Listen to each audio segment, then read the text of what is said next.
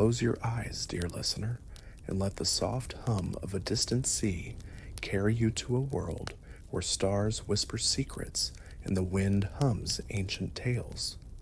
Picture a meadow under moonlight, where shadows dance with gods and mortals, their stories woven into the night's embrace. Once, a woman named Io, her heart heavy with loss, wandered as a white heifer through misty valleys, her footsteps echoing a sorrow only the gods could weave. A moment where pain met eternity, told now in the gentlest of tones to cradle your dreams. As you drift, let me know in the comments where you're listening from, your city, your quiet corner of the world. Subscribe to this channel, sweet dreamer, for more tales to guide you into slumber's tender arms. Now let these myths sing you to sleep. The sea whispered secrets that night, its waves curling like soft lullabies against the Phoenician shore. Beneath a sky dusted with stars, the air was warm, heavy with the scent of salt and wildflowers. A gentle breeze stirred the grasses, their blades sighing as they brushed against one another, a chorus of murmurs that seemed to speak to the heart of the world. Europa stood alone in the meadow by the sea, her bare feet sinking into the cool earth, her linen dress catching the moonlight like a sail adrift. Her hair, dark as the night itself, spilled over her shoulders, swaying as she tilted her head to listen to the ocean's song. It was a night for dreaming, for losing oneself in the quiet hum of the world, where time felt like a river flowing endlessly into the stars. She was young, barely more than a girl, her heart still soft, unguarded, like the petals of the flowers she gathered in her basket. The maids had been with her earlier, their laughter ringing like bells across the meadow, but they had wandered back to the palace, leaving Europa to her thoughts. She didn't mind the solitude. It felt like a gift, a moment to breathe in the vastness of the night. The sea stretched before her, its surface glinting silver under the moon, each wave a promise of something beyond the horizon. "What do you hide?" she whispered to the water, her voice barely louder than the breeze. The sea didn't answer, but its rhythm steadied her, a heartbeat older than the gods. She knelt to pluck another flower, its scent sweet and fleeting, and as she rose, a shadow moved at the edge of her vision. Not a shadow, she realized, but a presence, something vast, luminous, stepping softly through the grass. Her breath caught as she turned, and there, bathed in moonlight, stood a bull. It was no ordinary creature. Its coat gleamed white as polished marble, its horns curved like the crescent moon above.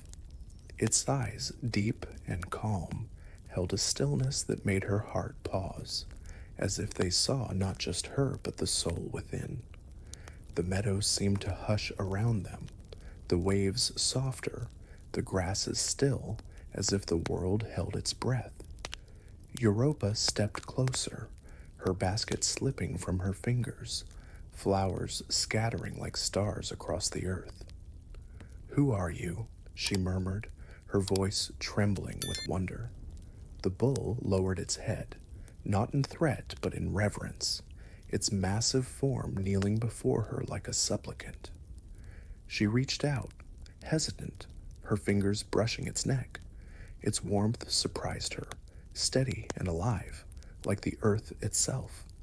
A giggle escaped her lips, soft and unguarded, as the bull nuzzled her hand, its breath warm against her palm. "You're gentle," she said, her fear melting into a quiet joy, like a friend from a dream. She didn't know why she climbed onto its back.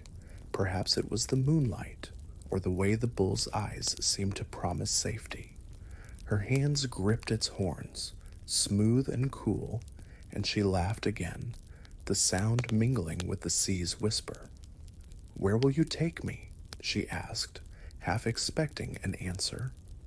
The bull rose slowly, its movements graceful, and began to walk, not toward the palace but toward the sea. Europa's heart fluttered, but she felt no urge to flee. The meadow receded behind her, the grasses waving farewell, and the stars above seemed to lean closer, as if curious.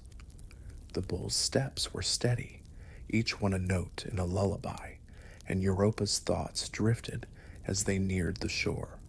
She remembered her mother's voice, singing her to sleep as a child. The words were lost, but the melody was etched in her bones. She remembered her brother's teasing smile, the way he'd chase her through these very fields, their laughter echoing under the sun. "Will I see them again?" she whispered, her voice catching. The bull didn't pause, but its warmth seemed to wrap around her, a silent reassurance. She leaned forward, resting her cheek against its neck, the rhythm of its steps lulling her into a half-dream. Then the world shifted. The bull didn't stop at the water's edge. It plunged into the sea, its hooves slicing through the waves with a grace that stole her breath. Europa gasped, her laughter turning to a cry as the shore vanished behind a curtain of foam. The water was cold, its embrace tightening around her legs, her dress clinging to her skin. "Wait," she called, her voice swallowed by the roar of the sea. She clung to the bull's horns, her heart pounding like a drum, the stars above blurring into streaks of light. The meadow, the flowers, the quiet night, they were gone, replaced by an endless expanse of blue, vast and unyielding. "Where are we going?" she pleaded, her voice small against the ocean's song. The bull surged forward, tireless, its eyes fixed on a horizon she couldn't see. Fear coiled in her chest, but beneath it was something else, a strange, quiet acceptance, as if this journey had been written in the stars long before her birth. She closed her eyes, the salt spray kissing her cheeks, and let her thoughts drift again. She saw her father's throne room, its marble floors gleaming under torchlight, her mother's hands braiding her hair, the scent of olive oil and lavender. "I was happy," she whispered, the words dissolving into the wind. "Wasn't I?" Time blurred, the sea and sky merging into a dreamlike haze. Europa's arms ached, but she held tight, her body swaying with the bull's rhythm. She didn't know how long they traveled, hours, days, or a single endless night. When the bull finally slowed, the waves parted to reveal a shore, and he opened her eyes. Crete lay before her, its cliffs rising like silent giants, its air thick with the scent of pine and earth. The bull stepped onto the sand, and Europa slid from its back, her legs trembling. She turned to speak, to ask why, but the bull was no longer a bull. He stood before her tall and radiant, his presence like a storm held at bay. Zeus, king of the gods, had his eyes no longer gentle but blazing with divine power. Europa's breath caught, her heart a bird trapped in her chest. "Why me?" she whispered, her voice breaking. Zeus didn't answer, his gaze heavy with a desire she couldn't fathom. The night closed around them, the stars dimming as if turning away, and Europa felt a weight settle in her soul, a truth she couldn't yet name, a loss that would linger like a shadow. Later, alone under Crete's unfamiliar sky, she sat by the sea that was not her own. The waves here were softer, their murmurs slower, but they carried no comfort. Zeus had left her with gifts, a bronze guardian, a javelin that never missed, a dog that never failed, but they felt like chains, cold and foreign. She traced her fingers through the sand, her thoughts drifting back to Phoenicia, to the meadow where she'd last been whole. "Did I choose this?" she murmured to the sea. The waves sighed, their answer as elusive as the wind. The moon hung low, its light spilling across the shore like a silver blanket. Europa lay back, the sand cool against her skin, and closed her eyes. The sea's lullaby wove through her dreams, mingling with the rustle of grasses from a meadow far away. She saw herself running through those fields, her laughter free, her heart unburdened. "I was a girl," she whispered in her sleep, her voice soft as a prayer. "Just a girl by the sea." As the stars wheeled above, Europa's breath slowed, her body sinking into the earth's embrace. Crete's cliffs stood watch, their shadows gentle, and the sea sang on, its voice a thread tying her to a home she might never see again. Her story, like the moonlight, lingered, fragile, beautiful, and lost, a whisper to carry listeners into the quiet of their dreams. The riverbank hummed softly under the fading light of a Spartan twilight, its waters weaving a gentle lullaby through the reeds. The air was warm, heavy with the scent of damp earth and wild thyme, and the sky above blushed with hues of rose and amber, as if reluctant to let the day slip away. Leda, queen of Sparta, stood alone by the water's edge, her bare feet sinking into the cool mud, her crimson gown trailing like a whisper across the grass. Her hair, woven with threads of gold, caught the last rays of sunlight, shimmering as if kissed by the gods. The river flowed steadily, its ripples murmuring secrets only the night could understand, and Leda's heart, though regal, felt light in this quiet moment, as if the world had paused to breathe with her. She was no longer the young bride who had first walked these banks with Tyndareus, her husband, their laughter echoing through the olive groves. Time had softened her edges, carved grace into her movements, and deepened the warmth in her eyes. Yet tonight, she felt a flicker of that younger self, a girl who had once danced under the stars, unafraid of the shadows. She closed her eyes, letting the river's song wash over her, its rhythm steady as a heartbeat. "How long has it been?" she murmured to the water, her voice soft as the breeze. The river didn't answer, but its murmurs seemed to cradle her, a gentle reminder of days when her heart was unburdened. She had come here to escape the weight of the palace, its marble halls, its endless ceremonies, the eyes that followed her every step. The river was her sanctuary, a place where she could shed her crown and be simply Leda, a woman who loved the feel of earth beneath her feet. She knelt by the water, her fingers trailing through its cool surface, and smiled as minnows darted away, their silver bodies catching the twilight's glow. "You're free," she whispered to them, a wistful note in her voice. She thought of her children, not yet born but dreamed of, their faces still a mystery in her heart.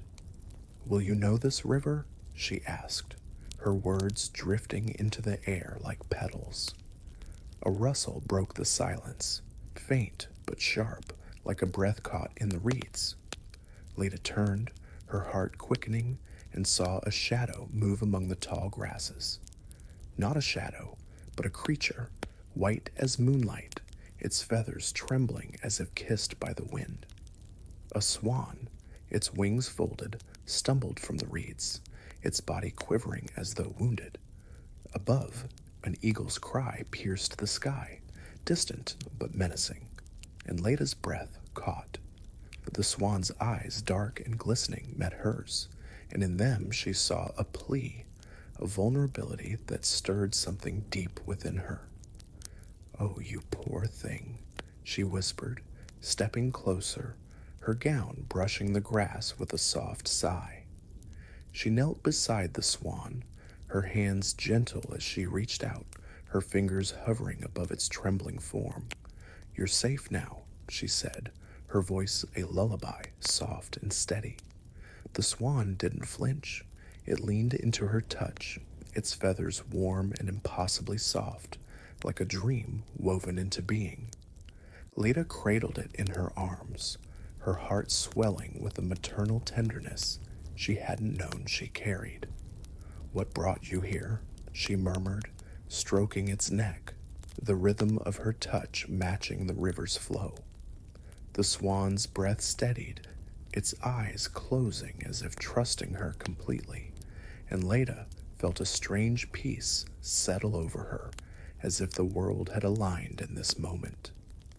She sat there, the swan nestled against her, and let her thoughts drift like leaves on the water. She remembered her wedding night, the way Tyndareus had held her hand under the starlit sky, his promises warm as the summer air.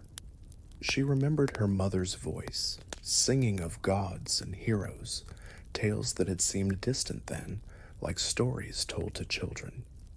"Are you one of them?" she asked the swan, her voice barely audible. "A story comes to life?" The swan didn't answer, but its warmth seemed to hum, a quiet melody that wove through the twilight, lulling her into a half-dream. The air grew cooler, the sky deepening to a velvet blue, and Leda's eyelids grew heavy. She leaned back against a willow, its branches drooping like a curtain, its leaves whispering secrets to the night.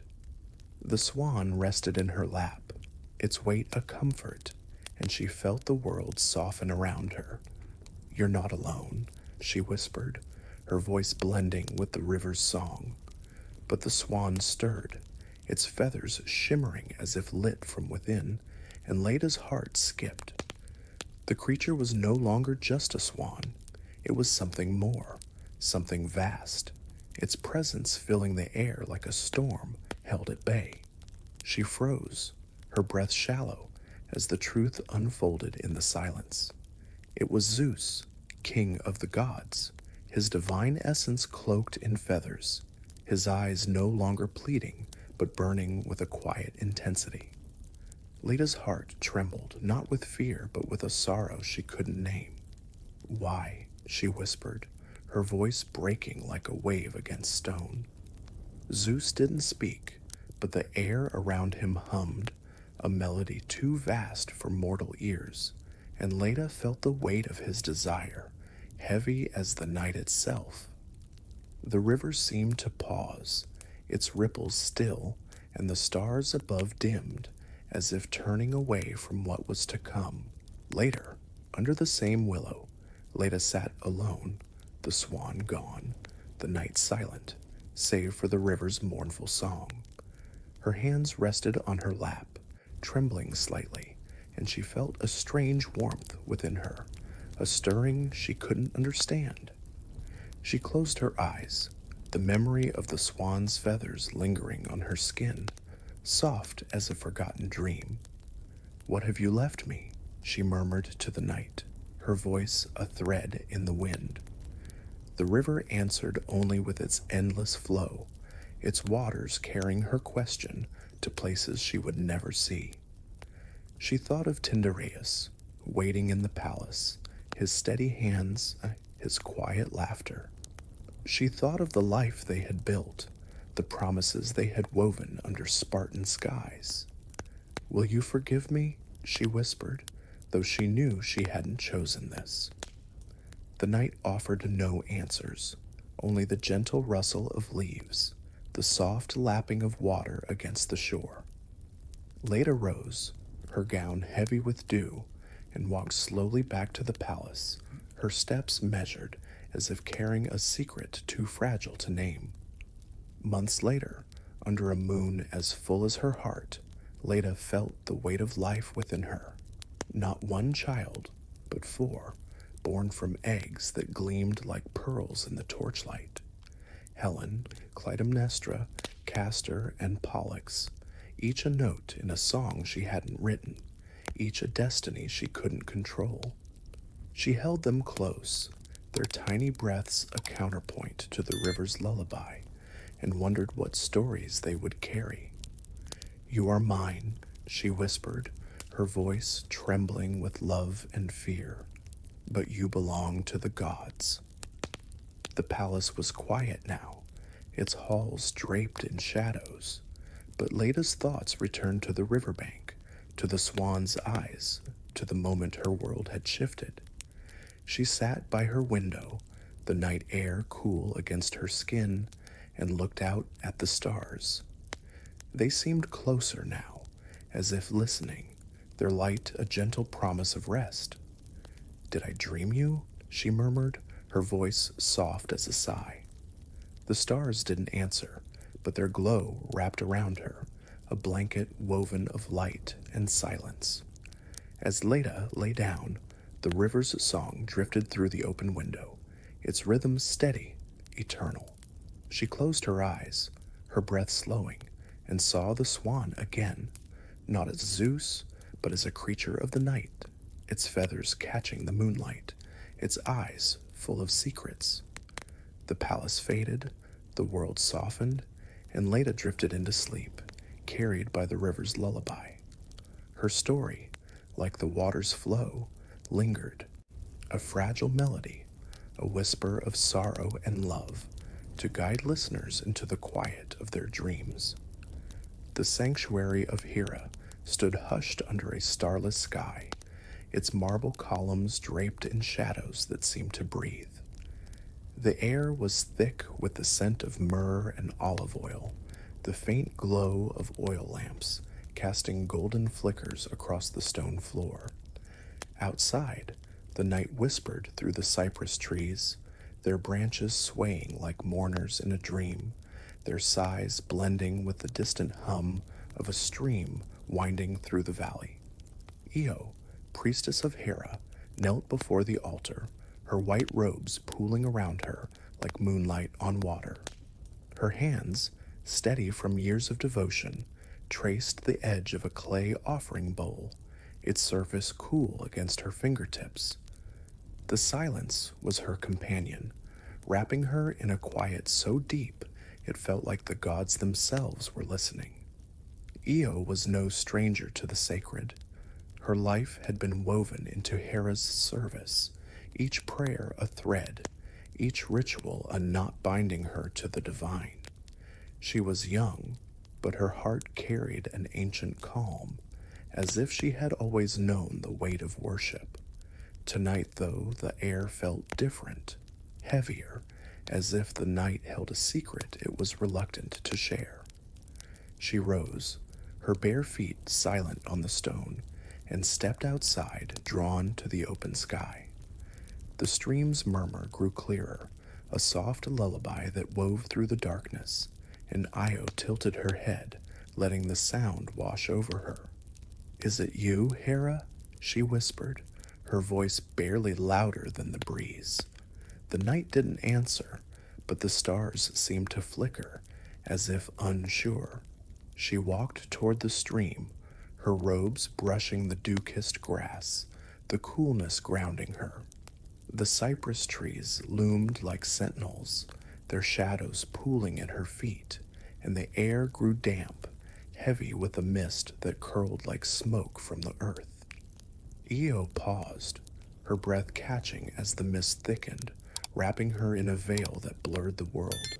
"What is this?" she murmured, her voice trembling with a mix of awe and unease. The mist felt alive, its touch cool and insistent, like fingers tracing her skin. She thought of her mother, who had taught her to listen to the earth's whispers, to find meaning in the rustle of leaves. "Are you speaking now?" she asked, her words dissolving into the fog. The mist parted, and a presence emerged, not a shape, but a force, vast and unyielding, like the sky itself pressing down. Io's heart quickened, but she stood still, her priestess's calm anchoring her. It was Zeus, king of the gods, his form cloaked in the fog, his eyes burning through the haze with a hunger that made the night shiver. "Why here?" Io whispered, her voice a fragile thread. "This is Hera's place." Zeus didn't speak, but the air hummed, a low, resonant note that vibrated in her bones. The mist closed around them, the sanctuary fading, and Io felt her world shift, as if the ground beneath her had turned to water. She didn't remember falling, only the sensation of being held, not by arms, but by the night itself. The stream's song faded, replaced by a silence so profound it felt like a wound. Io's thoughts drifted to her childhood, to the nights she'd spent watching the stars with her sister, their laughter echoing through the fields. "We were safe then," she murmured, her voice barely audible, as if speaking to a memory. The mist tightened, and Zeus's presence overwhelmed her, a storm she couldn't escape. When it was over, the fog lifted, leaving her alone on the grass, her robes damp, her heart heavy with a shame she couldn't name. Morning came, pale and cold, the sanctuary's columns stark against the dawn. I knelt again, but the altar felt distant, its warmth gone. She touched her cheek, wet with dew or tears, and whispered, "What have I done?" The cypress trees swayed, their sighs mournful, and the stream sang on, indifferent. Then came the change, a ripple through her body, a pull that tore her from herself. Her skin shimmered, her limbs stretched, and in a heartbeat she was no longer Io, but a heifer, white as moonlight, her eyes wide with sorrow. "Hera," she moaned, her voice a low bellow, "why punish me?" The sanctuary was silent, but the air pulsed with Hera's wrath, a goddess betrayed by her priestess. Io wandered, her hooves sinking into the earth, the grass no longer soft but sharp against her unfamiliar form. The stream followed her, its song now a dirge, and the wind carried whispers of her disgrace. She thought of her father, his proud smile as she entered Hera's service, his hands blessing her path. "Did I fail you?" she murmured, her voice lost in the low moan of her new body. The world stretched vast and unkind, mountains rising like barriers, rivers cutting through her path like wounds. And then came the gadfly, sent by Hera, its sting a fire that drove her forward, through marshes and deserts, across lands where no one knew her name. She ran, not with purpose, but with desperation, the gadfly's bites a constant torment, each one a reminder of the sanctuary she'd lost. The wind howled, carrying dust and heat, and Io's heart ached with every step. "Will I ever rest?" she whispered, her voice a low rumble, her eyes searching the horizon. She saw her sister's face in the clouds, her mother's hands in the shadows of the trees. "I was yours," she murmured, the words dissolving into the air. The mountains loomed, their peaks sharp against the sky, and the rivers roared, their waters indifferent to her pain. Days blurred into nights, the stars her only companions, their light cold but steady. Io's thoughts drifted to the rituals she'd once performed, the prayers she'd offered to Hera, each one a promise of devotion. "Did you hear me?" she whispered to the night, her voice a mournful note. The gadfly stung again, and she stumbled, her hooves heavy, her body trembling. Yet within her a spark remained, a quiet defiance, a refusal to let her spirit break. She saw a temple in her dreams, not Hera's but another, its columns warm with sunlight, its air free of shame. In Egypt, under a sky of endless blue, the transformation came again. The heifer faded, and Io stood human once more, her body weary but whole. She knelt by the Nile, its waters cool and forgiving, and touched her face, feeling the skin she'd thought lost. "Is this home?" she murmured, her voice soft as the river's flow. The wind carried the scent of lotus and papyrus, and Io felt a quiet peace, fragile but real. She bore a son, Epaphus, whose eyes were like hers, full of questions she couldn't answer. As night fell, Io sat by the river, the stars reflecting on its surface like scattered dreams. She thought of the sanctuary, its columns now a memory, its silence a wound she'd carry forever. I was a priestess, she whispered, her voice blending with the Nile's song. The river answered with its gentle lapping, a lullaby that eased her into rest.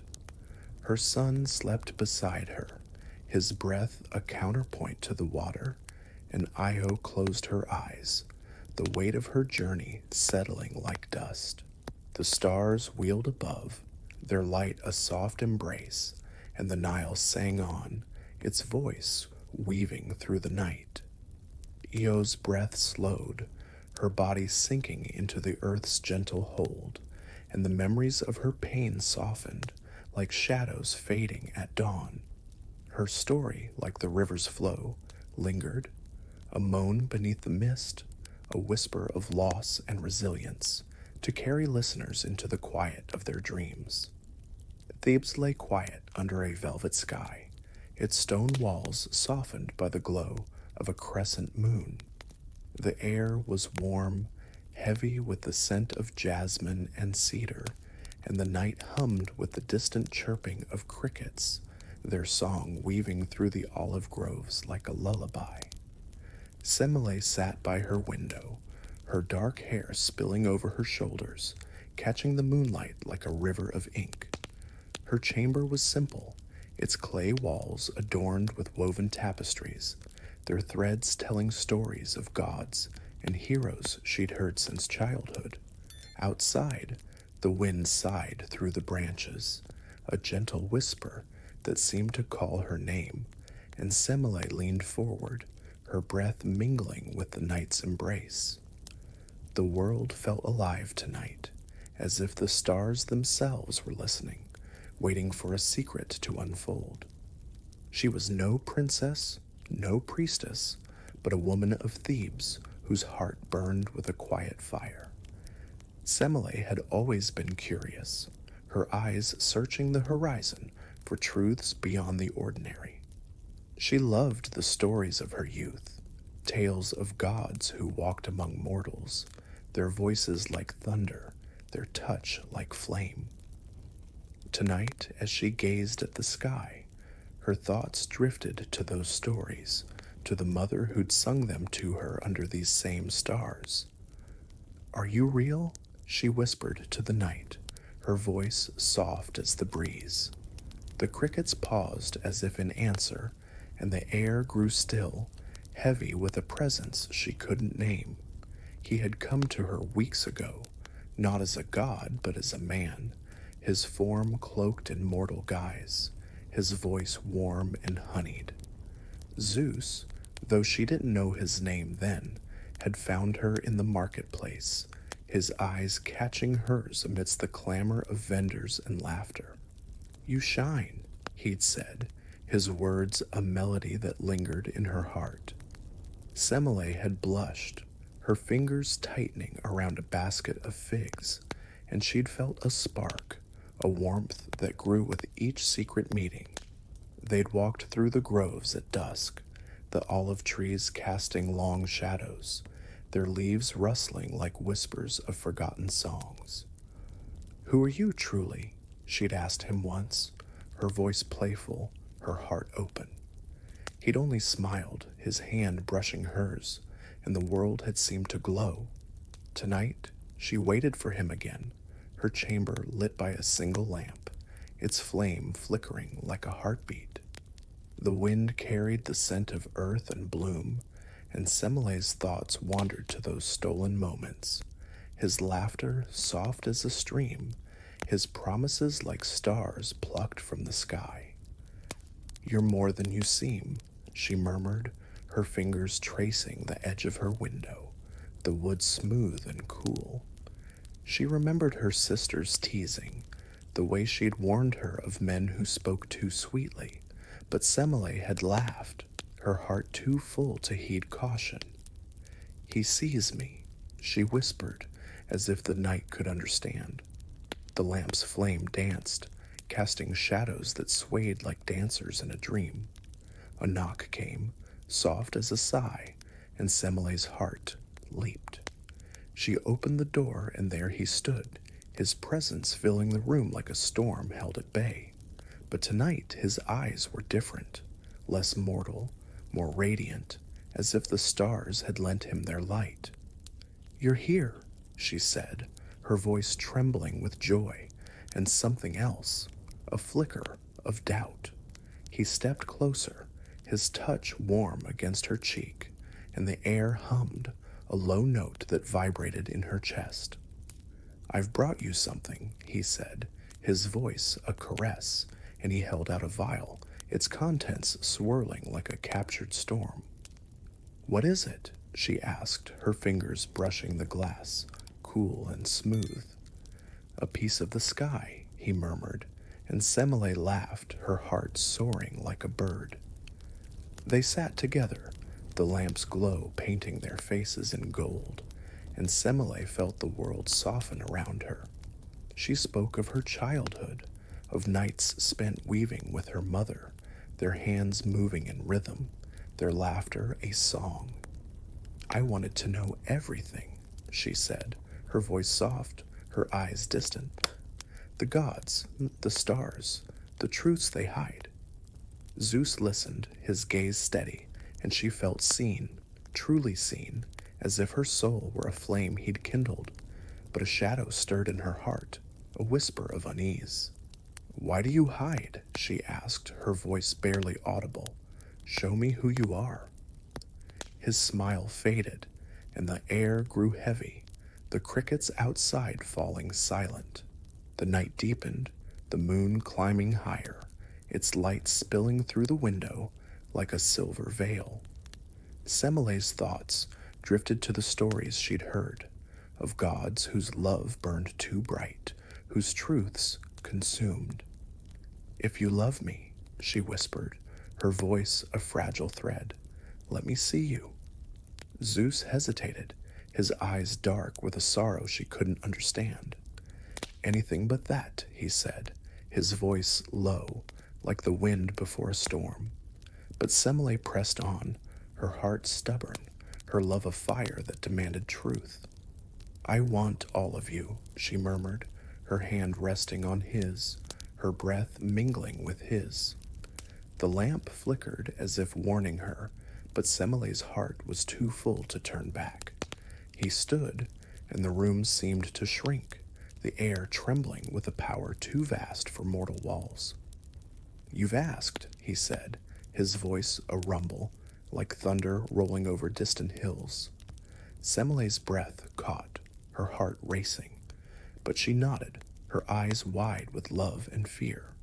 The night held its breath, the stars dimming, and Zeus unveiled his true form, a blaze of divine light, lightning crackling, fire and storm woven into one. Semele gasped, her vision filled with radiance, her body trembling under the weight of glory. The flame within her burned too bright, too fast, and she felt herself unravel, her heart a spark consumed by the divine. "I loved you," she whispered, her voice fading into the light, and the world dissolved into white. When the light faded, Semele was gone, her chamber empty save for the scent of charred cedar and the echo of her final breath. The lamp had gone out, its wick a blackened curl, and the wind outside sighed, mournful and soft. Zeus knelt, his hands trembling, and from the ashes he drew a spark, a child, Dionysus, his tiny form glowing with a life that defied death. The night reclaimed the room, the stars returning to their watch, and the olive groves whispered, their leaves carrying Semele's name into the darkness. In the days that followed, Thebes spoke of her in hushed tones, her story a caution, a melody of love and loss. The wind carried her memory through the groves, where the crickets sang again, their song softer now as if mourning. A shrine would rise in her name, its stones warmed by the sun, but Semile's heart remained in that moment, burning, fleeting, eternal. Did I ask too much? Her spirit seemed to whisper, her voice a breeze that stirred the leaves. The stars answered with their quiet glow, a promise of rest beyond the flame. As the night deepened, the groves stood silent, their branches swaying like arms cradling a dream. Thebes slept, its walls bathed in moonlight, and Semele's story lingered, a flame lost in divine light, a whisper of love too bright to hold. The wind sang on, its voice weaving through the night, a lullaby for those who listened. Her breath and her love, her loss became a song, carrying listeners into the gentle arms of sleep, where the stars waited, soft and eternal. The forest of Arcadia breathed softly under a moonlit sky, its pines whispering secrets to the stars above. The air was cool, laced with the scent of resin and damp earth, and the night hummed with the gentle chorus of owls, their calls drifting like echoes of forgotten dreams. Callisto moved through the woods, her steps light as a deer's, her leather tunic catching the moonlight in soft glints.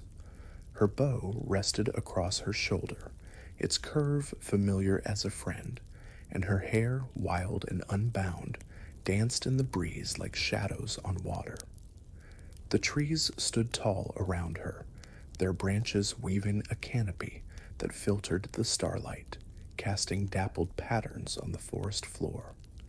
This was her sanctuary, a world where she was not a daughter or a maiden, but a huntress, free and whole, her heart beating in rhythm with the wild. Callisto was no stranger to the forest's embrace. She had sworn her life to Artemis, the goddess of the hunt, trading palace silks for the rough weave of leather, courtly dances for the chase under open skies. Her heart was fierce yet tender, shaped by nights spent tracking stags, and mornings laughing with her sisters in arms. Tonight she felt alive, her senses sharp as the air itself, the forest's song a lullaby that soothed her soul. She paused by a stream, its waters gurgling over smooth stones, and knelt to dip her fingers in the cool flow. "You know me?" she whispered to the water, her voice soft as the wind through the pines. The stream bubbled in reply, its melody a constant in her wandering life. She leaned back against a moss-covered rock, the stone cool against her skin, and let her thoughts drift. She remembered her mother's hands, calloused from weaving, teaching her to string a bow, her voice firm but warm. "The forest is your home," her mother had said, and Callisto had believed her, finding freedom in the wild where others saw only danger. "Artemis watches over us," she murmured, her eyes tracing the stars through the canopy. The owls hooted softly, their calls weaving through the night, and Callisto felt a quiet peace, as if the goddess herself were near, her presence a silver thread in the darkness. A rustle broke the silence, faint as a breath, and Callisto's heart stirred. She rose, her hand resting on her bow, but the forest felt different now, too still, as if holding its breath. Through the trees stepped a figure, graceful and radiant, her form cloaked in moonlight, her eyes gleaming with a familiar fire. "Artemis?" Callisto whispered, her voice trembling with reverence. The figure smiled, her presence warm as a summer night, and Callisto's guard fell, her heart opening like a flower to the dawn. "You've come," she said, stepping closer, her bow forgotten. The figure reached out, her touch soft as moonlight, and Callisto felt a warmth spread through her, a trust as deep as the forest itself. They sat together by the stream, the water's song a gentle counterpoint to their quiet words. "Why do you wander alone?" the figure asked, her voice a melody that echoed Artemis's own. Callisto smiled, her fingers tracing the moss. "The woods are enough," she said, her voice soft. "They sing to me, and I listen." She spoke of her sisters, their laughter ringing through the trees, their arrows flying true. She spoke of the stag she'd spared last spring, its eyes meeting hers in a moment of unspoken grace. "I belong here," she murmured, her heart light. But the figure's gaze grew heavy, and the air thickened, the owls falling silent. The truth unveiled itself slowly, like a cloud passing over the moon. The figure was not Artemis, but Zeus, his divine form cloaked in deception, his eyes burning with a desire that made the forest shiver. Callisto froze, her breath catching, her heart a trapped bird in her chest. "Why?" she whispered, her voice breaking like a twig underfoot. Zeus didn't answer, his presence overwhelming, a storm that swallowed the night's quiet. The stream's song faded, the trees standing silent, and Callisto felt her world shift, her sanctuary tainted by a touch she hadn't chosen. When dawn broke, pale and cold, Callisto sat alone by the stream, her tunic damp with dew, her heart heavy with shame. She touched her bow, its wood no longer a comfort, and whispered, "Did I betray you, Artemis?" The forest didn't answer, its silence a weight she couldn't bear. She rose, her steps unsteady, and wandered deeper into the woods, seeking the solace she'd once known. The pines whispered, but their song was mournful now, and Callisto's thoughts turned to her mother, to the nights they'd spent under these same trees. "I was free," she murmured, her voice a sigh. The stars above watched, their light cold and distant. Months passed, and Callisto's body changed, her belly swelling with a life she hadn't sought. Her sisters noticed, their eyes sharp with questions, and Artemis, cold as winter, turned away. "You broke your vow," the goddess said, her voice cutting through the forest's hum. Callisto knelt, her hands trembling, and whispered, "It wasn't my choice." But the words were lost in the wind, and Artemis banished her, the woods closing behind her like a door. Alone, Callisto wandered, her heart a wound, the forest no longer a home, but a maze of shadows. She gave birth under a lonely oak, her son Arcus's cries mingling with the wind, and she held him close, her tears falling like rain. Years later, the forest's song had changed, its notes sharper, colder. Callisto, now a bear by Hera's wrath, roamed the woods, her fur matted, her eyes still her own, full of sorrow. She saw Arcus groan, a hunter with her strength, his spear gleaming under the sun. "My son," she moaned, her voice a low growl, but he raised his weapon, not knowing. The trees held their breath, the stream stilled, and Zeus, watching from above, lifted them both to the sky. Callisto became Ursa Major, Arcus Ursa Minor, their forms etched in stars, forever circling but never touching. Under the vast night, the forest stood silent, its pines swaying like mourners. Callisto's story lingered in the starlight, her heart a spark among the heavens. Was I enough? Her spirit seemed to whisper, her voice a breeze through the leaves.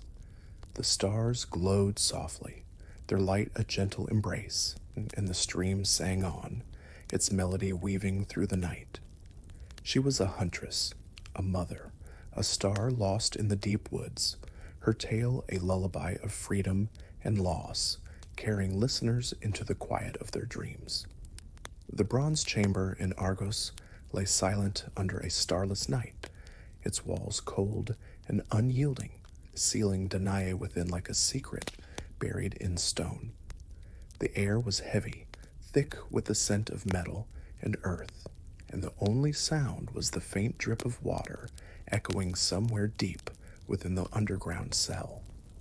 No windows pierced the walls, no moonlight softened the darkness, yet Danae sat calmly on her woven mat, her fingers tracing the threads as if they held memories of the world above. Her linen gown, once vibrant, now clung to her like a faded memory, and her hair, golden as the sun she could no longer see, fell in soft waves over her shoulders. Outside, she imagined the sea, its waves whispering lullabies to the shores of Argos, a song she hadn't heard since her father locked her away.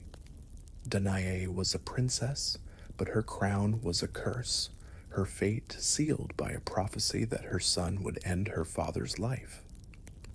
King Acrisius, gripped by fear, had built this chamber to keep her from the world, from men, from destiny itself.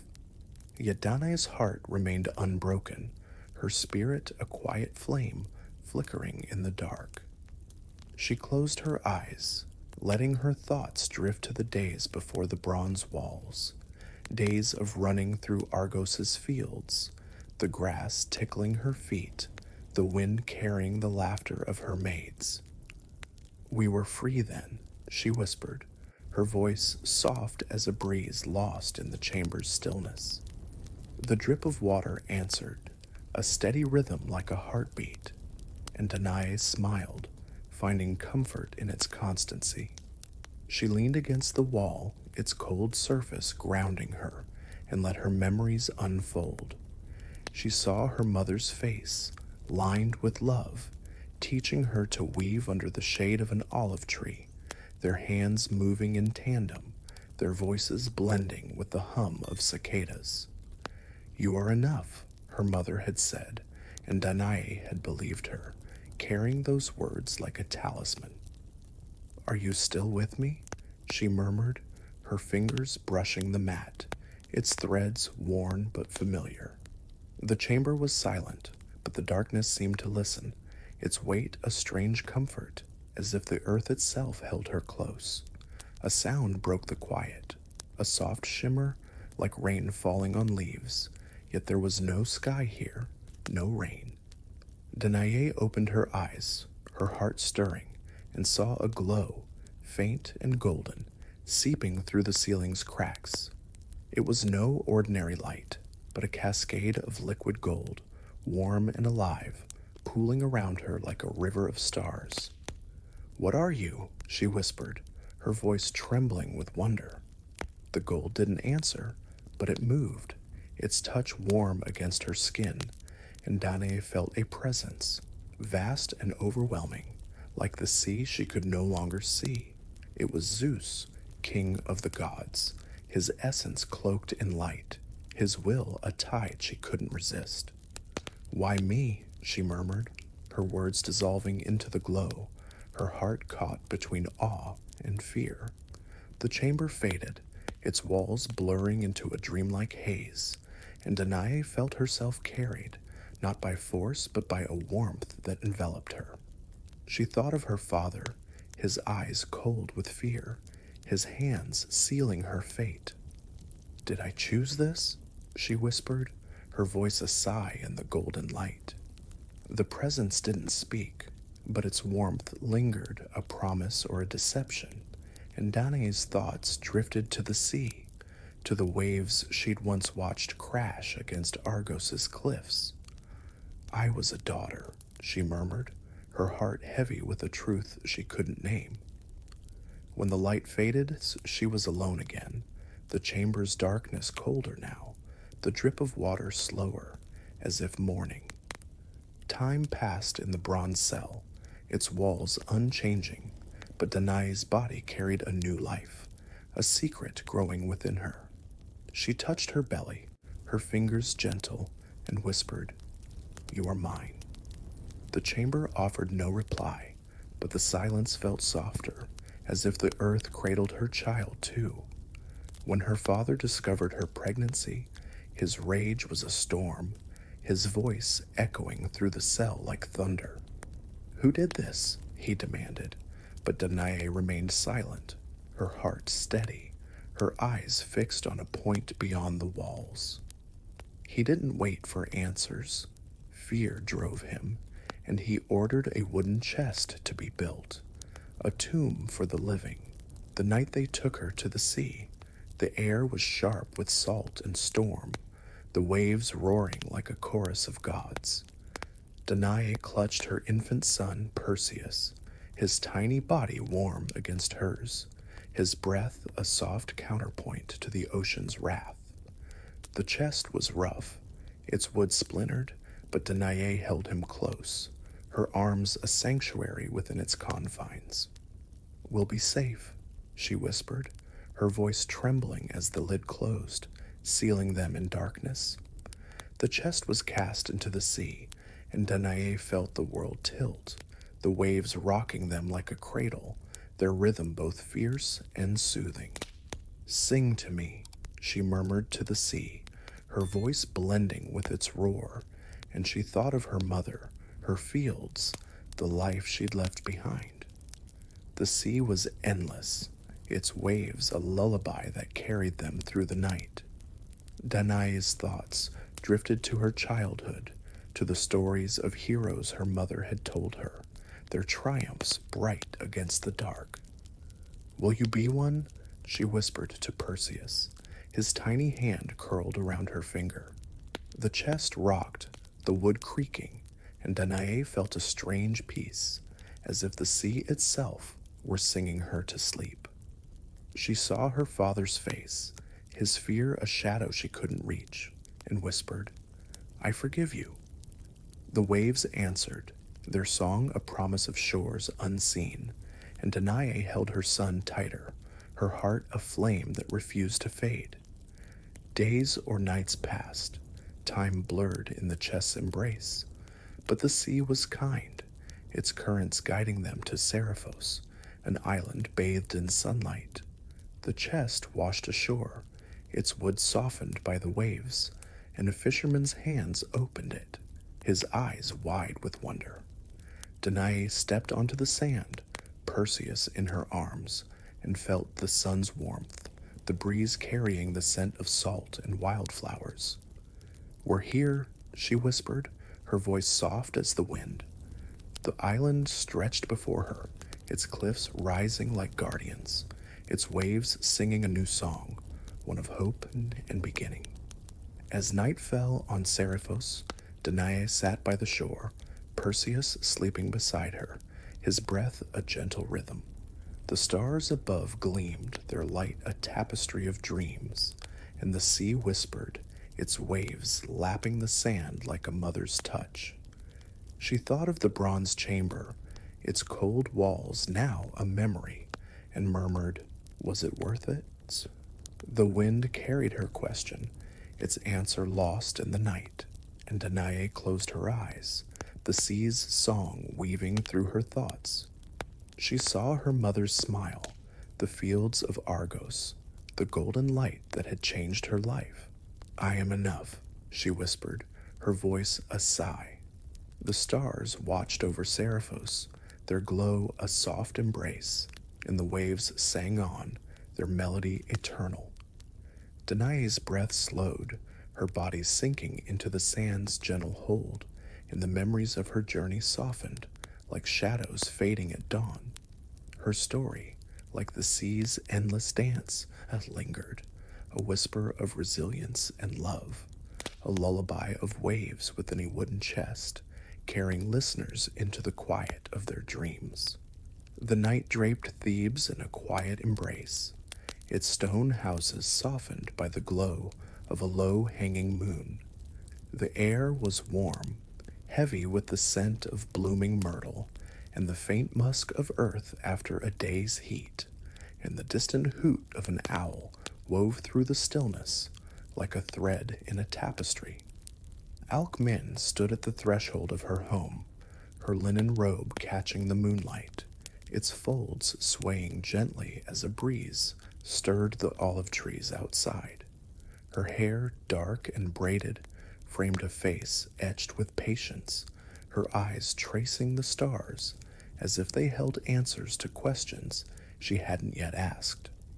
The night was her sanctuary, a moment stolen from the weight of waiting, and the soft rustle of leaves seemed to sing a lullaby, calling her to rest. Alcmene was no stranger to longing.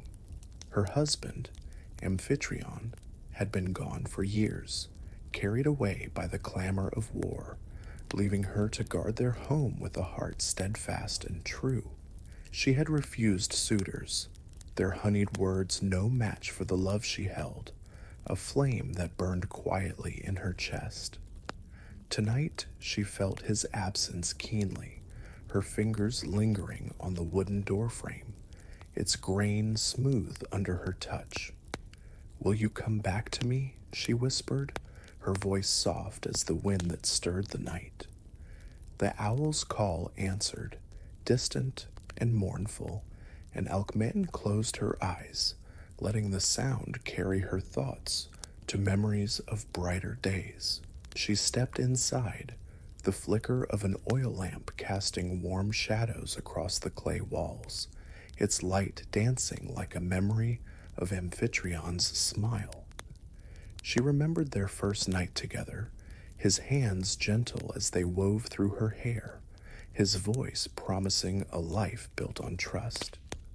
"We were whole then," she murmured, her fingers brushing a woven blanket they'd shared, its threads soft with time.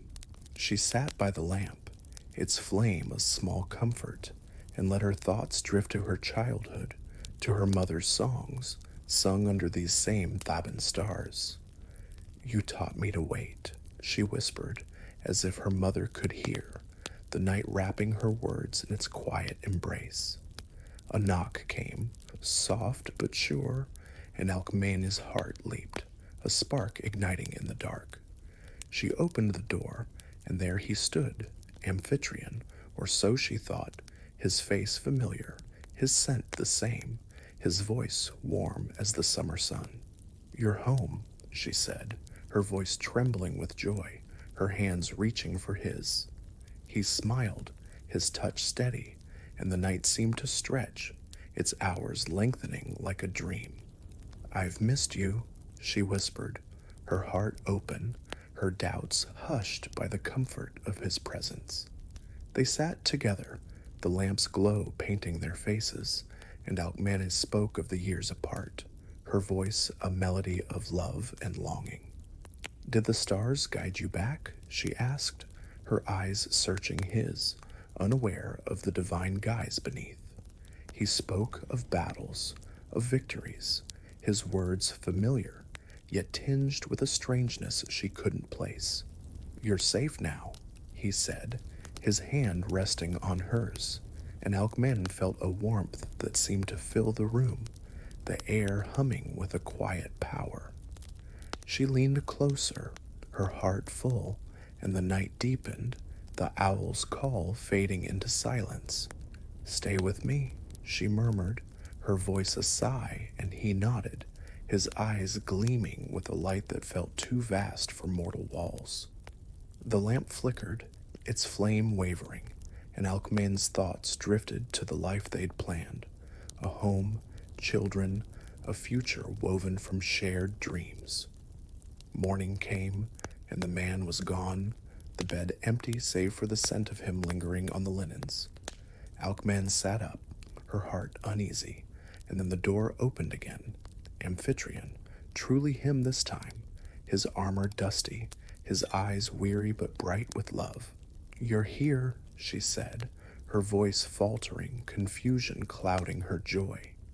He spoke of his return, of battles just ended, and Alcmene's breath caught, her hands trembling as she realized the truth. "Who was here last night?" she whispered, her voice barely audible, the room spinning like leaves in a storm. The stars outside dimmed as if turning away, and Alcmene felt a weight settle in her heart, a divine deception she couldn't name. The truth came slowly, like dawn creeping over the hills.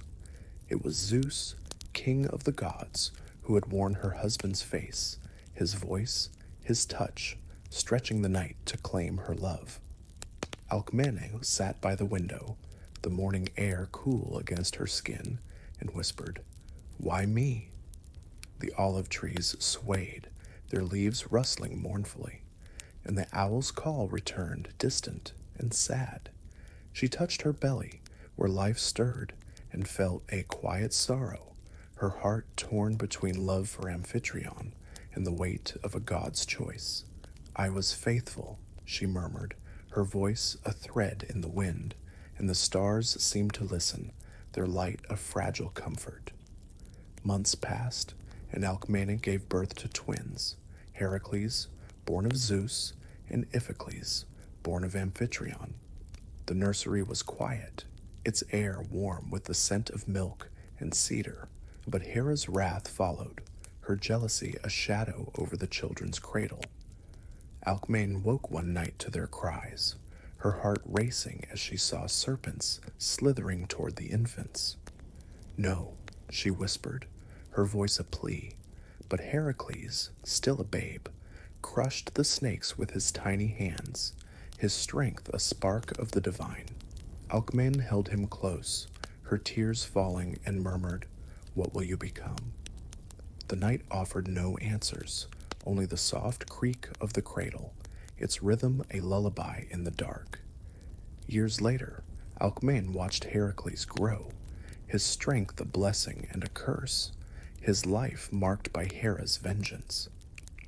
She stood by the window, the myrtle's scent heavy in the air, and thought of the night Zeus came, his guise a wound she carried still. "Did I choose this?" she whispered, her voice soft as the breeze. The stars gleamed, their light steady, and Alcmene remembered her mother's songs, their melodies weaving through her pain. "You taught me to endure," she murmured, her heart heavy but unbroken, the owl's call a distant echo of her strength. As Thebes slept, its walls bathed in moonlight, Alcmene sat by the nursery, her twins sleeping soundly, their breaths a gentle rhythm. The olive trees outside swayed, their leaves whispering secrets to the night, and the air carried the faint hum of the world beyond.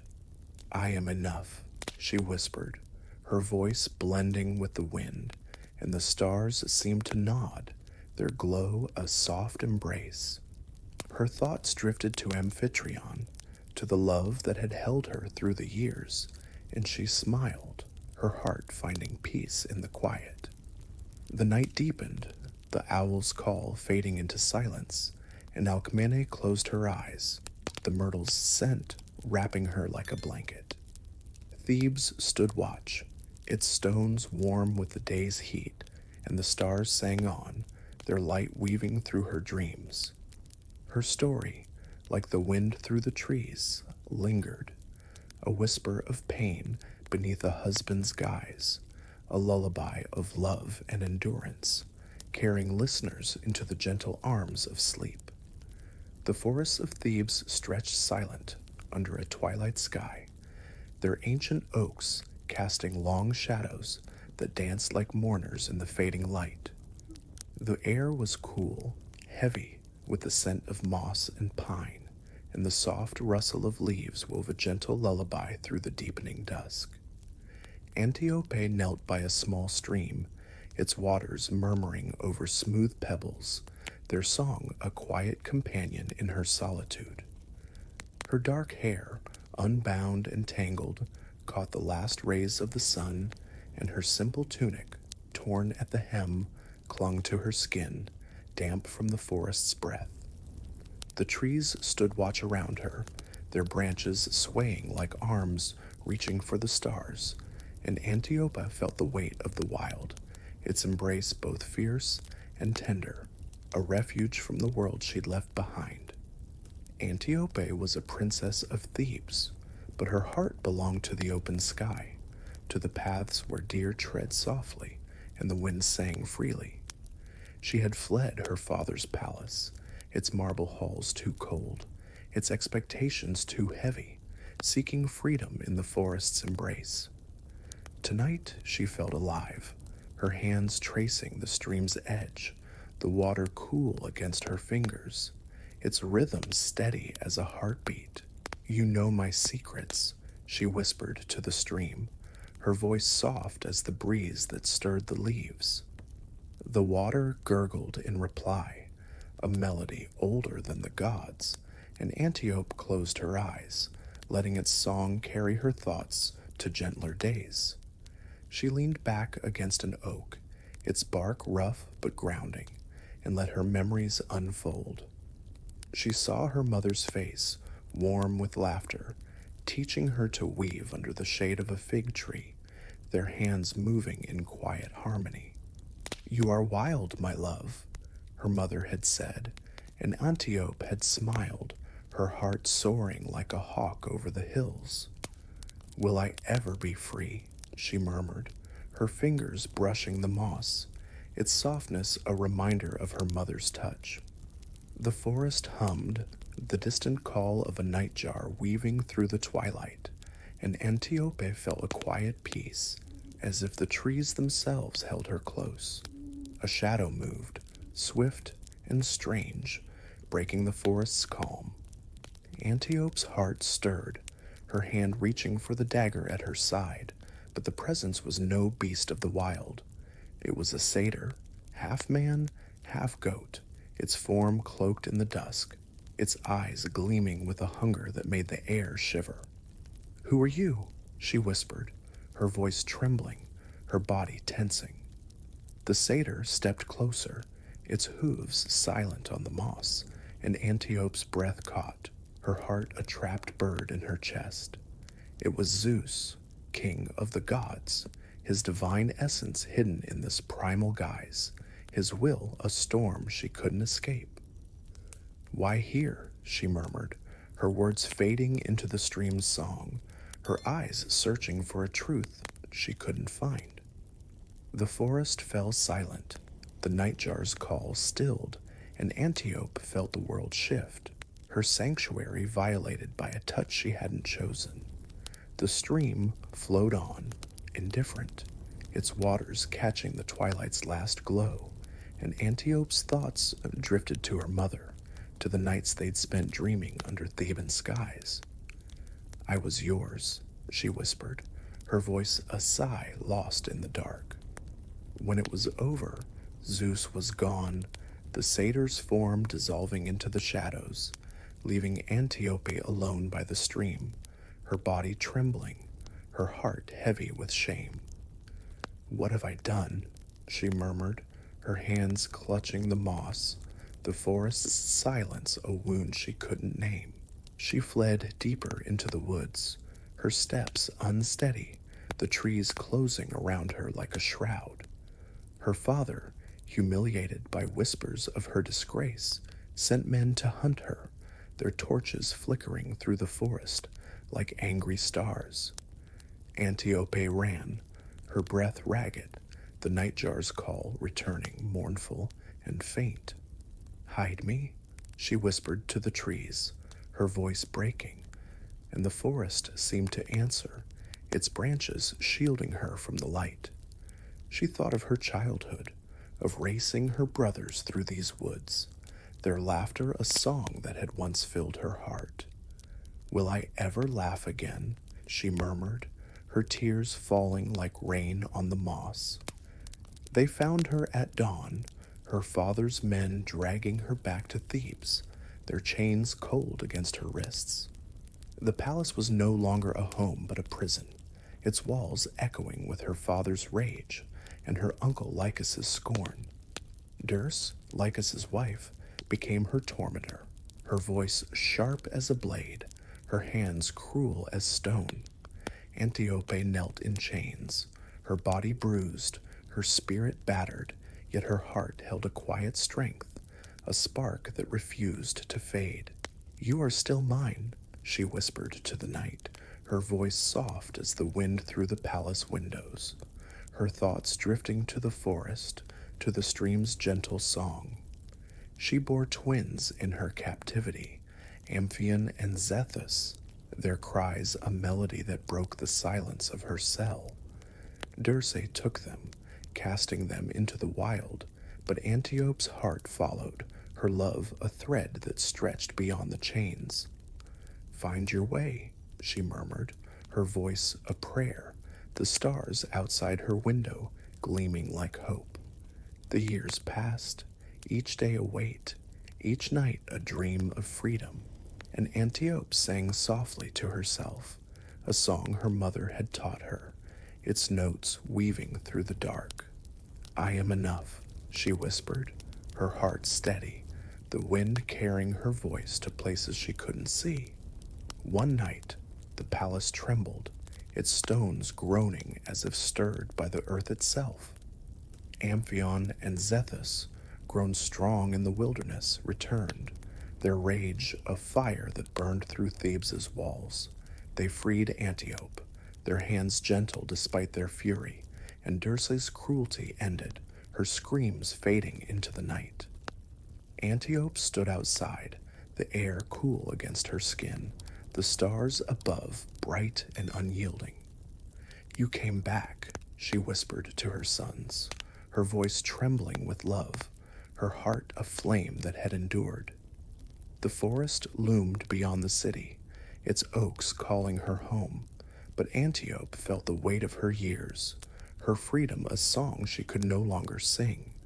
She sat by the stream again, its waters unchanged, their murmur a lullaby that eased her weary soul. The night gyre called, its voice soft and steady, and Antiope thought of her mother, of the fig tree, of the girl she'd been. "Did I run far enough?" she murmured, her fingers tracing the pebbles, their smoothness a comfort. The stars watched, their light a gentle embrace, and the stream sang on, its melody weaving through the night. Antiope closed her eyes, her breath slowing, and saw the forest in her dreams, not as a place of pain, but as a haven, its trees whispering her name. Thebes slept under the twilight sky, its walls softened by the moon's glow, and Antiope's story lingered, a song beneath the chains, a whisper of endurance and love. The wind carried her melody through the oaks, its notes soft as a mother's touch, a lullaby for those who listened. Her heart, her pain, her triumph became a thread in the night's tapestry, carrying listeners into the gentle arms of sleep, where the stars waited, quiet and eternal. The river Asopus flowed softly through the plains of Phlius, its waters catching the silver glow of a crescent moon. The air was warm, heavy with the scent of wild mint and damp earth, and the night whispered through the reeds, their soft rustle a lullaby older than the gods. Aegina, daughter of the river god, sat by the water's edge, her bare feet trailing in the gentle current, her linen dress clinging to her skin like a second breath. Her hair, dark as the river's depths, shimmered with droplets, and her eyes, wide and reflective, traced the stars above, as if they held secrets she'd forgotten. The reeds swayed around her, their shadows dancing on the water, and the distant call of a heron wove through the silence, a mournful note that seemed to echo her heart's quiet longing. Aegina was no mortal, but a nymph, her spirit tied to the river's flow, her life a melody sung in ripples and tides. She had wandered these banks for centuries, her laughter once blending with the water's song, her presence a spark in the night. Tonight, though, she felt a heaviness, a stillness that made the stars seem distant, their light cold and unreachable. She leaned forward, her fingers tracing the water's surface, its coolness grounding her, and whispered, "Do you remember me?" The river gurgled softly, its answer a caress, and Aegina smiled, her heart softening at its familiar voice. She thought of her father, Asopus, his deep laughter rolling like thunder, his arms wide as the river itself. "You loved this place," she murmured, her voice a sigh lost in the breeze. Her thoughts drifted to the days when she danced with her sisters, their feet light on the grass, their voices rising like mist over the water. "We were free then," she whispered, her fingers pausing in the current, the reeds nodding as if in agreement. She remembered her mother, a nymph of the hills, teaching her to listen to the wind, to find stories in its whispers. "The world is alive," her mother had said, and Aegina had believed her, her heart open to the earth's endless song. "Is it still?" she murmured, her eyes searching the horizon, where the river vanished into the night. The heron called again, its voice faint, and Aegina felt a quiet peace, as if the river held her close, its waters a cradle for her dreams. A shadow stirred, swift and vast, breaking the night's calm. Aegina's heart quickened, her hand stilling in the water, and she saw a great eagle, its wings cutting through the moonlight, its eyes gleaming with a fire that made the air tremble. "Who are you?" she whispered, her voice trembling, her body tensing. The eagle landed softly, its form shifting, and in its place stood Zeus, king of the gods, his presence a storm cloaked in silence, his gaze heavy with desire. "Why me?" Aegina murmured, her words dissolving into the river's song, her heart caught between awe and fear. The reeds fell still, the heron's call silenced, and the night closed around them, the stars dimming as if turning away. Zeus didn't speak, but the air hummed, a low note that vibrated in her chest, and Aegina felt herself carried, not by force, but by a tide she couldn't resist. The river faded, its song a distant echo, and she thought of her sisters, their laughter now a memory, their faces blurred by time. "I was yours," she whispered, her voice a sigh in the darkness, her heart heavy with a truth she couldn't name. When it was over, Zeus was gone, and Aegina stood alone on a desolate island, its cliffs rising like silent sentinels, its air sharp with salt and solitude. "What have you left me?" she murmured, her hands trembling, the sea's roar a harsh counterpoint to the river's gentle song. The island, named Aegina in her honor, was a barren rock, its shores battered by waves, its fields empty of life. She wandered its cliffs, her feet bruised by the stones, her heart a wound that bled quietly. "Is this home?" she whispered to the sea, her voice soft as the wind that stirred the sparse grasses. The waves answered with their endless crash, indifferent, and Aegina thought of her father, of the river that had once been her heart. "Will you find me here?" she murmured, her eyes searching the horizon, where the sea met a sky of endless gray. The wind howled, carrying salt and sorrow, and Aegina felt a stirring within her, a life she hadn't chosen, a son named Iacchus, whose cries would soon break the island's silence. Hera's wrath followed, her jealousy a plague that swept the island like a shadow. The fields withered, the streams dried, and the people fell, their bodies littering the stones like fallen leaves. Aegina stood among them, her heart breaking, her hands helpless against the death that surrounded her. "Why punish them?" she whispered to the sky, her voice trembling, the wind carrying her plea to the gods. The stars watched, their light cold, and Aegina thought of her mother, of the hills where they'd once walked, their laughter a song now lost. "I was enough," she murmured, her tears falling like rain on the barren earth, her son's tiny hand a spark of hope in the dark. Zeus, perhaps moved by her sorrow, transformed ants into men, the myrmidons, their tireless forms repopulating the island, their voices a new song in the wind. Aegina watched them work, her heart heavy, her eyes tracing their movements like ripples on a river long gone. "Is this your gift?" she whispered, her voice soft, the sea's roar softer now, as if listening. The myrmidons built, their hands shaping stone and wood, but Aegina felt a distance, her spirit tied to a river she could no longer touch. "I am a name," she murmured, her fingers brushing the cliff's edge, its roughness a reminder of her loss. Far from Aegina's island, in a different time, another story unfolded, its notes woven into the same wind. Ilara, a mortal princess, stood by a sacred grove in Boeotia, its cypress trees swaying under a starlit sky. The air was cool, fragrant with resin and lavender, and the night hummed with the soft chirping of crickets, their song a gentle thread in the darkness. Alara's gown, woven with silver threads, caught the moonlight, and her hair, pale as the stars, fell in soft waves over her shoulders.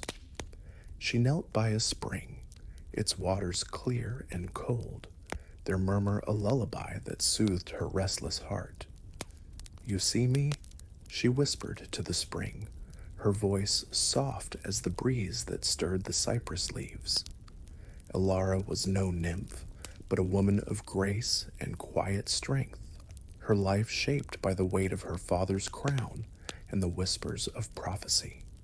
She had come to the grove to escape the palace, its stone walls too heavy, its expectations too sharp. Tonight she felt a lightness, her hands trailing in the spring, its coolness a balm for her soul. "What do you hold?" she murmured, her eyes tracing the stars reflected in the water, their light a promise of truths unseen. The crickets sang on, their melody steady, and Ilara thought of her mother, her gentle hands braiding her hair, her voice singing of heroes and gods. "You believed in me," she whispered, her heart softening at the memory. A presence stirred, vast and silent, breaking the grove's calm. Ilara's heart quickened, her hands stilling in the water, and she felt a weight, as if the night itself pressed down. It was Zeus, his form cloaked in shadow, his eyes burning with a desire that made the air tremble. "Why here?" she whispered, her voice trembling, her body tensing. Zeus didn't answer, but the air hummed a low note that echoed in her chest, and Ilara felt herself drawn, not by choice, but by a force she couldn't name. The spring's song faded, the cypress trees standing silent, and Ilara thought of her mother, of the palace, of the girl she'd been. "I was yours," she murmured, her voice a sigh lost in the dark. Zeus hid her beneath the earth, in a cavern carved from stone, its walls cold and unyielding, its air heavy with the scent of damp rock. Ilara sat in the darkness, her hands trembling, her heart a flame flickering in the void. "Is this my fate?" she whispered, her voice soft, the cavern's silence a weight she couldn't bear. She felt a life growing within her, a giant named Tityos, his presence a storm that tore at her body, her spirit. "Will you know me?" she murmured, her hands resting on her belly, the stone cool against her skin. The darkness offered no answers, only the faint drip of water, its rhythm a dirge for her fading light. When Tityos was born, his sighs shattered her, his birth a wound that ended her life. Ilara's spirit lingered in the cavern, her voice a whisper in the stone, her heart a shadow in the wind. "Was I enough?" she murmured, her words dissolving into the earth, the stars above unseen but eternal. The cavern stood silent, its walls holding her memory, and the wind carried her name, a soft sigh lost in the night. On Aegina's island, the myrmidons thrived, their voices rising like waves, but Aegina sat alone, her eyes tracing the sea. Ilara's story echoed in her heart, a melody of loss and endurance, and she whispered, "We are the wind." The stars gleamed, their light a gentle embrace, and the waves sang on, their rhythm weaving through the night. Aegina and Ilara, nymph and mortal, became shadows in the wind, their stories a lullaby of sorrow and resilience, carrying listeners into the quiet of their dreams. The night settled over a quiet meadow, its grasses swaying under a sky woven with stars, their light soft as a mother's touch. The air was cool, fragrant with wild lavender and the faint salt of a distant sea, and the wind hummed a gentle lullaby, its whispers threading through the olive trees that stood like silent sentinels. A lone figure sat on a moss-covered stone, her form cloaked in a simple robe, her hair catching the moonlight like a river of silver. She was no one and everyone, a shadow of the women whose stories lingered in the night: Europa, Leda, Io, Semele, Callisto, Danae, Alcmene, Antiope, Aegina, and Ilara. The meadow was their meeting place, a dreamscape where their voices mingled with the wind, each a note in a song of sorrow and strength, calling listeners to rest. The figure's hands rested in her lap, her fingers tracing the edge of her robe, its fabric worn but soft, like memories smoothed by time. The stars above glimmered, their light a tapestry of tales, and the distant murmur of a stream wove through the silence, its rhythm steady as a heartbeat. "You've carried so much," she whispered, her voice soft as the breeze, as if speaking to the women whose lives had shaped her own. The meadow listened, its grasses bowing gently, and the figure closed her eyes, letting the night's embrace carry her thoughts to the past, to the shores and forests where these women had walked, their hearts heavy with love and loss. She thought of Europa, her laughter fading into the sea's roar, her hands clinging to a white bull as the waves swallowed her home. "Did you dream of freedom?" the figure murmured, her voice a sigh, the stars above flickering as if in answer. She saw Leda by the river, her heart open to a swan's gentle touch, only to find betrayal in its feathers. Her children born from eggs that carried destinies too vast for her to hold. "You loved so fiercely," she whispered, the wind carrying her words like leaves on the stream. Io's shadow followed, her priestess's robes torn by a god's desire, her body transformed, her moans echoing through deserts and marshes. "Your strength was your silence," the figure said, her fingers brushing the moss, its coolness grounding her. Semele's flame burned bright in her memory, her love consumed by a divine light too fierce for mortal eyes. "You sought truth," the figure murmured, her voice blending with the night's hum, "and it became your pyre." Callisto wandered through forests, her huntress's heart broken by a goddess's form, her bear's eyes still searching the stars for home. "You were wild," she whispered, the olive trees swaying as if nodding. Danae's wooden chest rocked on the sea, her arms cradling Perseus, her courage a spark in the dark. "You held on," the figure said, her heart heavy with their shared pain.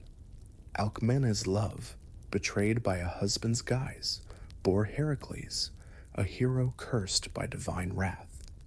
"Your heart endured," she murmured, the stream's song softening her words. Antiope's chains clinked in the figure's mind, her spirit unbroken despite years of torment, her sons a light in her darkness. "You sang through the pain," she whispered, the wind carrying her voice to the stars. Aegina stood on her barren island, her name carved into stone, her people lost to Hera's plague. "You are more than a name," the figure said, her eyes tracing the horizon. Ilara, hidden beneath the earth, her life torn apart by a giant's birth, lingered as a whisper in the cavern's silence. You were enough, the figure murmured, her voice trembling, the meadow's quiet wrapping her like a blanket. The figure opened her eyes, the stars brighter now, their light a gentle promise in the night. The meadow stretched endless before her, its grasses shimmering with dew, and the wind sang softly, its notes weaving through the olive trees like a mother's lullaby. Your stories live, she whispered, her voice a thread in the night's tapestry, as if speaking to the women whose shadows danced in her heart. Their pain, their resilience, their love, they were not lost, but carried forward, their voices echoing in the wind, in the stream, in the stars that watched over the world. Did you know? She murmured, her fingers brushing the stone, its moss soft as a memory. The night answered with its quiet, a hush that cradled her thoughts. She thought of the present, of the world beyond the meadow, where stories still unfolded, where voices went unheard.